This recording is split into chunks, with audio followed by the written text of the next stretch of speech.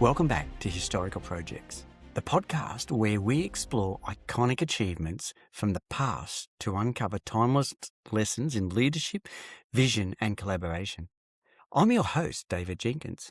Now today we're travelling to ancient Persia in the Middle East to explore one of the most extraordinary construction projects in human history, Persepolis, the ceremonial capital of the Achaemenid Empire. Now, imagine a vast stone terrace rising from the plains of modern-day Iran. On top of it, palaces, audience halls, and gateways shimmering with polished stone, gold accents, and intricate carvings.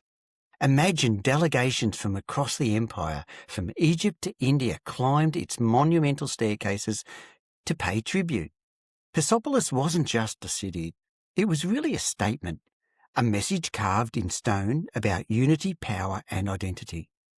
To help us unpack this remarkable story, I'm joined by Younes Rahnama, a PhD candidate from Australian University. Now, Younes grew up in Iran and brings a personal connection to this amazing place. I'm thrilled to have him here. Younes, welcome to the show. Thanks, David, for inviting me. Now, I just want to know, Younes, so how did you get here? Not just this podcast, but just give us a sense of your background. So since I was a kid, I loved always playing with Lego. And it might sound a little crazy, but I also love math. So I thought I could combine this and study engineering.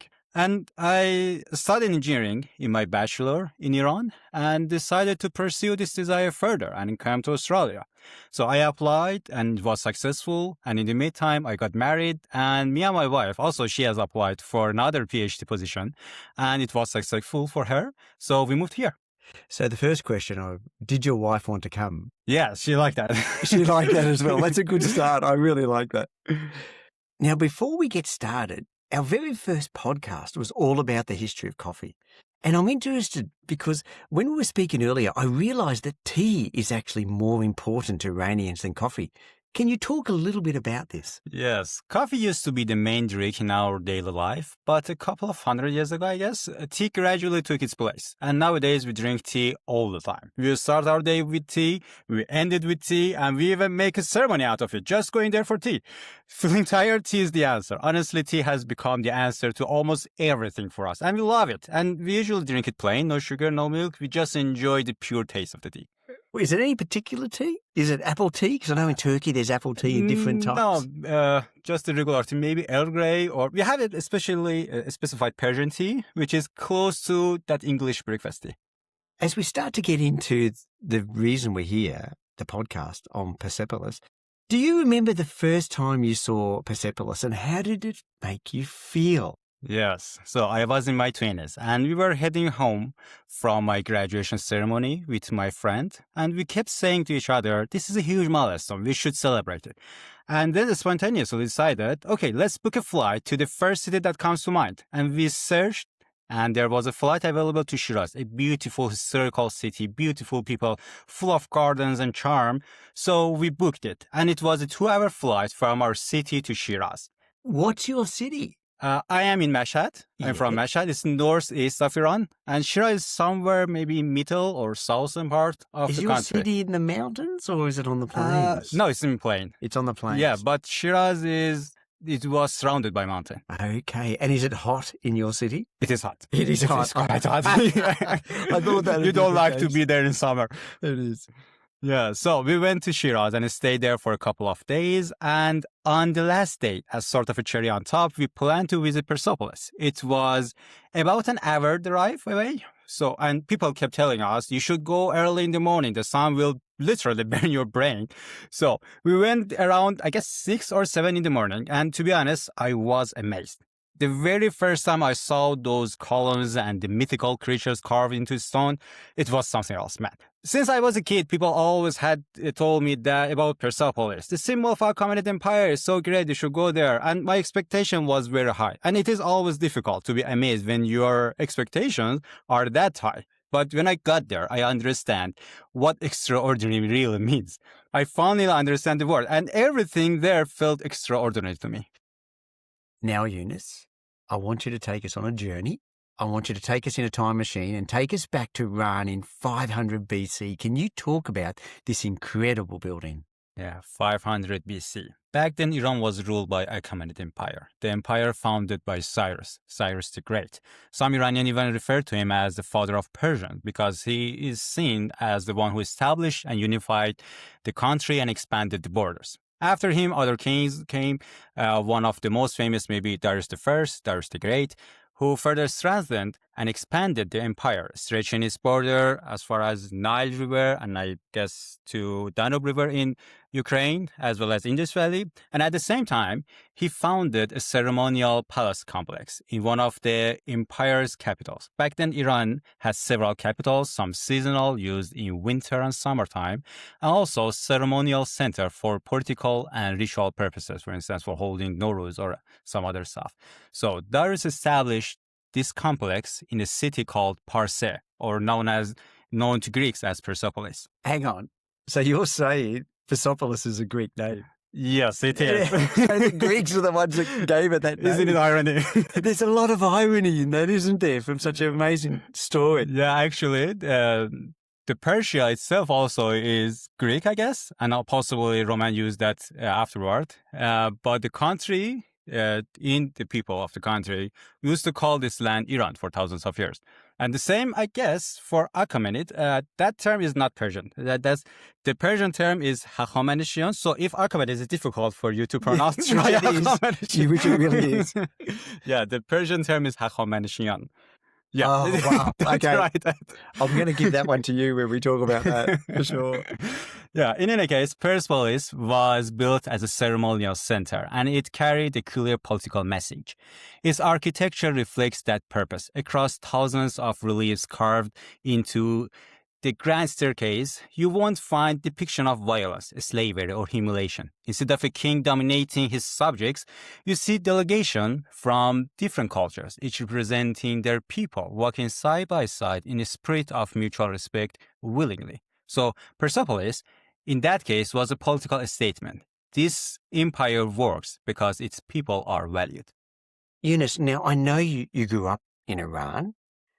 Can you talk a little bit about your personal connection to Persepolis? What does it all mean to you? Yeah, growing up in Iran, you'd look at Persepolis as a symbol of ultimate endurance. It has survived fires, conquering armies, sudden political disruptions, and thousands of years of withering, and it is still standing, which feels symbolic to me. And also, when you think of Persepolis, you immediately recall the Achaemenid Empire and its greatness, and you start wondering what made them so remarkable. For instance, they conquered so many lands. Like many other empires, however, they respected the local way of life, and they believed that diversity was a source of strength. They didn't seek to change these societies. They believed their existing system are the most effective way for people to live and work within their own region and cultures. Take Egypt, for instance, which was conquered under Darius. Unlike Roman, Greeks, or Arab caliphates, who often changed the architecture, culture, language, or even identity of the societies they ruled, it is difficult to find strong traces of Persian culture in Egypt today. This reflects the idea that ancient Persians believed that as long as one had good thought, good deed, and good word, that is good enough, which is coming from their belief, from their faith, and from their religion, which is Zoroastrian. So talk about that more. I want to know more about Zoroastrian. Yeah, Zoroastrian was a religion before Achaemenid Empire, I guess, founded by Zoroaster, if I pronounce his name correctly. Again, different thing in our language. I won't know the difference. It's okay. Yeah, okay. It's, Nor will our listeners. It's called Zarathustra. I guess Zoroaster is called Zarathustra in our language. So, yeah, and I'm not sure if he was a prophet or he was a philosopher, probably a prophet or something like that. And he founded the religion, which was respecting the universe, respecting how they somehow believe that everything, some kind of a karma, I guess, that, and they believe their main belief is like splitted. They say the word is splitted between good and evil. You are either in the good side or evil side. It's better to be in the good side. And and they worshipped the god. Their god was called Ahura Mazda. And one funny story, you all have heard Strait of Hormuz, I guess? Yes. That's the same word. No Hormuz way. is the name of their divine god. Wonderful. Yeah. So so this was coming from their belief, good deed, good thought, and good word. And they were not there to enforce rigid conformity or make everyone think the same way, but rather to encourage harmony. So there is a lot to learn from them. Anyway, as a PhD student living and researching abroad, Persepolis acts as my root. But my work is about that new growth. You know, culture is different than tradition. Culture is always dynamic, is always changing, is always fresh, and has growth in it. When I look at those ruins, I don't see a dead empire. I see the birthplace of values we still strive for today, like transparent process design, multicultural collaboration, and structural harmony. My personal collection is the reminder that every generation has the responsibility to take those ancient roots and engineer something fresh and impactful for the future. Younes, in preparing for our podcast, I've listened to quite a few other podcasts and they're fantastic. And one thing that really I thought was cool was these tablets, these amazing tablets that documented Persepolis. Can you tell us all about these tablets? Yeah, there was excavation carried in Persepolis, and I'm not sure, maybe 3,000 tablets were discovered that show how workers were treated. Usually in ancient world, we believe that those monuments are built on back of forced labors and with the slaves. But those surviving clay tablets showed that the workers at Persepolis were paid actually for their craftsmanship. These clay tablets are essentially the ancient world's most sophisticated data. They systematically documented that every single worker, from master stonecutter, which are coming from Greece maybe, to local laborers, was part of a highly regulated pay compensation framework. As someone who spends a lot of time writing data processing and working with software models to track precise inputs, I found their attention to data beautiful. They track rations down to the exact gram based on skill level, age, No way. gender. Yes. So they weren't getting paid, but the currency at the time would have been food. Yes, they're grams. probably, maybe food or the wine or the ration. Whatever the ration was. Yeah, and the funny story is that they rationed, again, based on the skill or the gender, and also for instance, they had extra food or extra ration for midwives or mother who are feeding their babies. And, it is quite modern for that word. And it shows incredible level of social infrastructure and which is built directly into their corporate project management. And in a strange historical irony, the reason that we have those clay tablets is the Alexander himself, Alexander the Great, Alexander the Great, who burned the Persepolis, but helped to preserve, fire those clay tablets. Oh, no way. Yeah. Because the extent it's like pottery. Like pottery. Yeah. Oh, and no. the reason that we know these amounts about Persepolis is basically related to those tablets and to Alexander himself. So without that likelihood, if it wasn't burned, likelihood those tablets would have just it would be dissolved. It's made of clay. So it would be weathered, or the water or rain would destroy that. So that's fascinating. So that we would not know as much as we know without it being burnt. Yes. If it had stayed there forever, it would just be a bunch of ruins, and we'd only believe the Greek historian.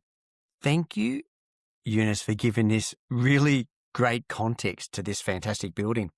And now we've explored this story, what I'd really like to do is to open this up and connect it to the world of modern projects and leadership.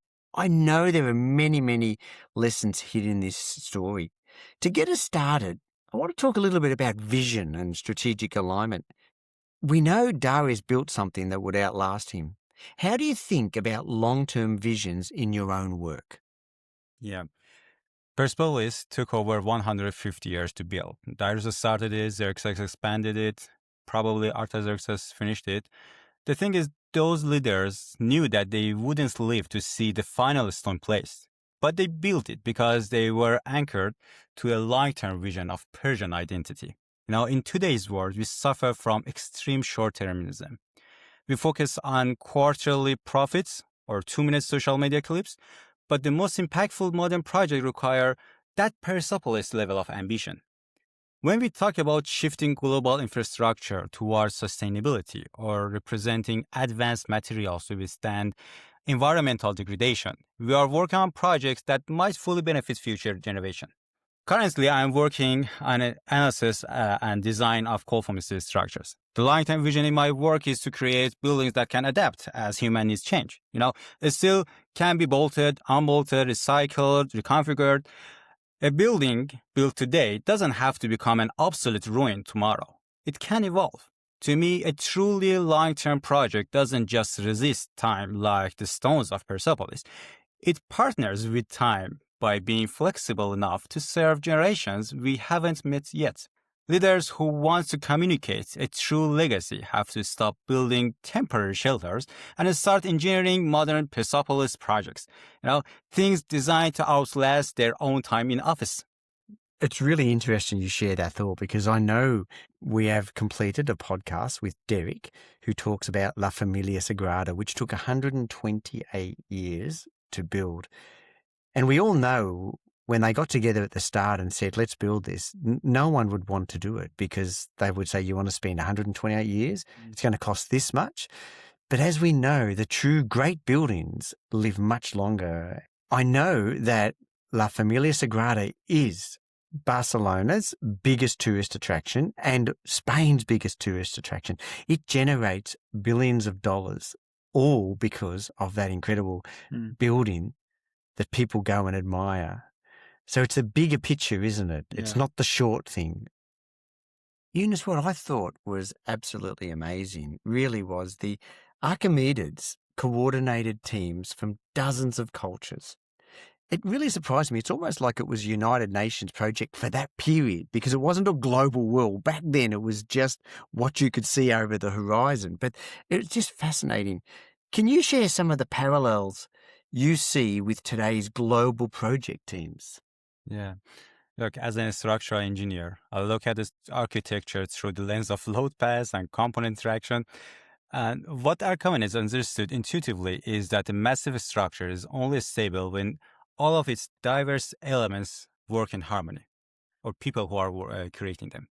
When you look at columns in Persepolis, the bases are shaped like Egyptian lotus flower, the floating on the pillars is Greek, and the capital at top features Persian bulls, maybe.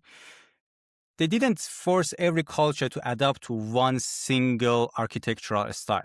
Instead, they took the best engineers and artistic elements from across all of those 28 nations and engineered them into a singular, unified structure. Modern leaders can learn a massive lesson here, I guess.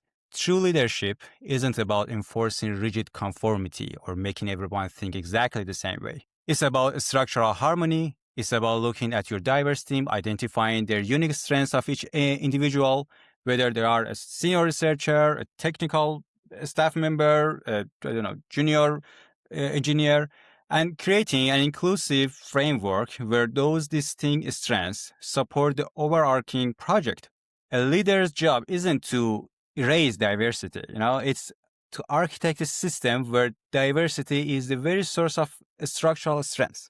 And I know for leaders, sometimes that can be difficult, because when you're under the pump, you're under pressure, and you're just trying to deliver a project and achieve an objective. Sometimes the diversity can frustrate people and frustrate leaders, because it opens up new thinking, it opens up new ideas, and with that is challenging. And there is a tendency to say, no, I don't want diversity, I don't want that, I don't want your ideas, I have a deadline. But look, I agree with you. For me, the great leaders are able to manage that tension of new ideas, creative thinking, to get the best outcome and also deliver the project as promised. Exactly. They should be flexible.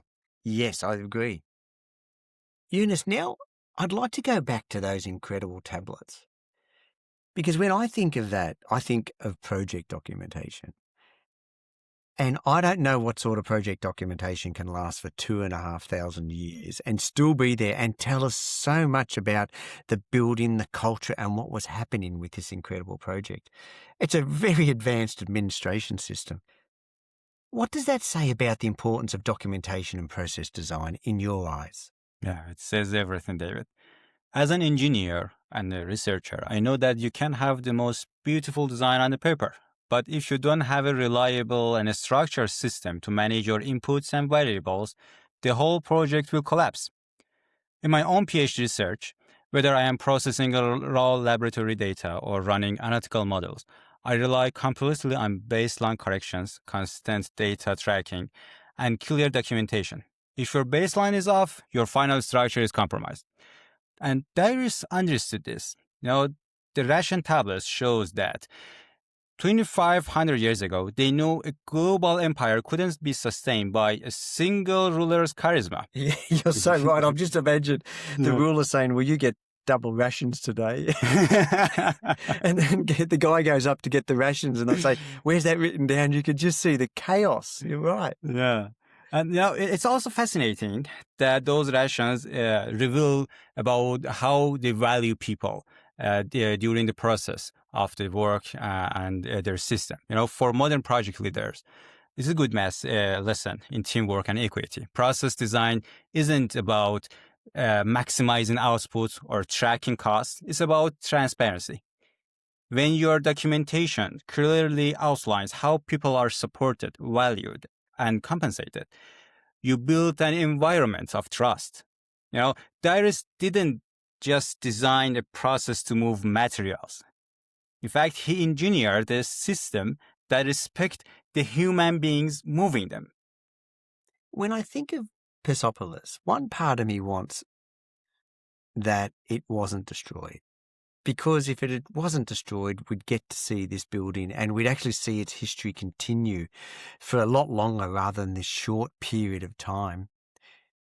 But the other part of me acknowledges the importance of when it was destroyed, a lot of its history was captured almost like a time capsule, which is amazing. And it really makes me reflect on resilience and change, because it would have had a different outcome if Alexander hadn't actually destroyed it. I'm really curious, what does that teach us about designing work that survives disruption and change? What are your thoughts on that? Yes, but the ideas of Persepolis weren't locked in a single vault. They were distributed across the entire Silk Road and integrated into the cultures of people who built it. Basically, it teaches us that true resilience isn't about creating something completely rigid that tries to resist all change. It's about understanding how things break and ensure the core intent survive. In my own field, we ensure work survives disruption by creating open standardized design codes, like the structural codes we are refining for conformist structures. If my lab burns down, the mathematics, the stress equation, and the structural principle would survive because they are documented, shared, and open. Project leadership is exactly the same. You cannot plan for every geopolitical disruption, market shift, budget cuts. If your project plan is a rigid stone column, it will shatter. But if you design a flexible, agile project framework where the team understands the ultimate why of the project and can adapt to how as conditions change, the core vision will outlast the crisis. You design for resilience by allowing your processes to bend so your goals don't break. Because when you think of a bridge, we don't make a bridge rigid, do we? Because we know it'll break. We always make a bridge and put it on little rubber pads so it can expand and contract. And it's really the same, isn't it, for the project? You've got to allow the project to expand and contract depending on what's happening around it. And if you can't do that, the project won't be resilient. Younes, you've taken us on a real journey. You've taken us through the history. You set the scene. You then talked about how this place was constructed. We then looked at these incredible tablets and how they were used for documentation. We also looked at strategy and vision. and change and resilience. In closing, I'm reflecting on what legacy has Persepolis left for us. And in reflecting on this further, what do you think leaders can learn from the way the Achaemenids used architecture to shape identity as a legacy? Yeah. Achaemenids didn't just view architecture as a physical cover. They view it as a living blueprint of their values. The reliefs carved into the grand staircase of Persepolis weren't propaganda or myth. They depicted the exact diplomatic and administrative ritual that actually plays in those halls every spring. Modern project leaders and directors, it shows them that you cannot simply write your corporate values or project identity in a poster or a website and expect it to mean something for them. Your values have to be physically engineered into the day-to-day mechanism of your work. If you value innovation, your project schedule must explicitly allocate time for your team to experiment and fail. If you value sustainability or decarbonization, that commitment has to be visible in your material selection and life cycle assessment from day one. The architecture of your daily process must accurately mirror the identity you claim to hold. Anything less is just an empty monument. And I've worked on a few monuments in my long career. Yeah. I've worked on a few projects where I certainly see them as a monument. I don't see them leaving this legacy for others to take on. Younes, we're now about to wrap up. And I just want to throw it to you and just ask you, when visiting this incredible place, Persepolis, as a tourist, I've booked my flight, I'm already on the way, what would be the best tip you could give somebody on this trip? To bring sunglasses and never lose them. No way. You got to tell me more about that story. What's the story? Come on. Yeah, look, I went there. It's an amazing place. In my defense, I was completely lost in its beauty. But the problem is I literally lost my sunglasses there. And, it was very sunny. And you really do need sunglasses there. So anyone going to Persepolis who happens to see a pair of wandering sunglasses, those are mine. Please bring them back to me. And also take 2 pair just in case. Or make sure your friend's got 2 pair. I think that's really important. Pack a passport and some sunglasses. Have a backup. That's it. Well, let's start to close out now. So again, thanks so much, Younes, for taking us on this journey. It was my pleasure, David. Persepolis teaches us that great projects aren't just about engineering. They're about a vision, identity, and collaboration. Now, Darius and his successors built a place that brought dozens of cultures together, not by erasing their difference, but by celebrating them. And even though the city was destroyed, its ideas endured through those incredible tablets. Persepolis reminds us that when we build with purpose, our work can outlast us in ways we would never expect. So thanks for joining me on this journey through Persepolis. If you've enjoyed the episode, share it with someone who loves history, leadership, and some of these big ideas. And stay tuned for more stories where history meets project success. Until next time, I'm David Jenkins. Take care.